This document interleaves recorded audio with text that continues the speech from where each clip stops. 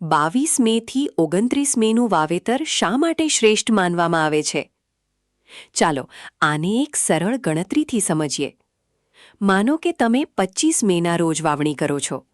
ત્યારબાદના 8 થી 10 દિવસમાં છોડ સારી રીતે અંકુરિત થઈને સૂલણી તૈયાર કરી લે છે અને લગભગ 35 થી 40 દિવસમાં શરૂઆતની વૃદ્ધિ અને જરૂરી ખેતી કાર્ય પૂર્ણ થઈ જાય છે. ત્યારબાદ આવે છે મગફળીની સૌથી મહત્વની અવસ્થા, ફૂલ આવવાની અવસ્થા.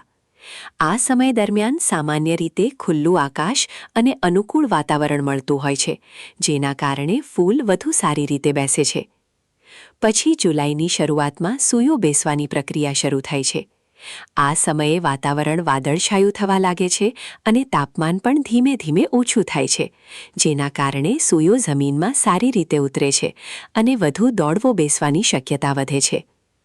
ત્યારબાદ ઓગસ્ટ અને સપ્ટેમ્બર મહિનામાં દોડવો ભરવાની પ્રક્રિયા ચાલે છે.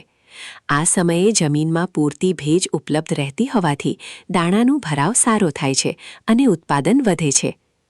એટલે આ આખી સિસ્ટમ આદર્શ ગણાય છે, કારણ કે તાપમાન ધીમે ધીમે ઓછું થતું જાય છે, વરસાદ નિયમિત મળતો રહે છે, રોગ અને નુકસાનકારક જીવાતોનું પ્રમાણ ઓછું રહે છે અને સૌથી મહત્વનું, દરજે દરજે ફૂલ અને સૂયો બેસતા હોવાથી ઉત્પાદન વધુ મળે છે.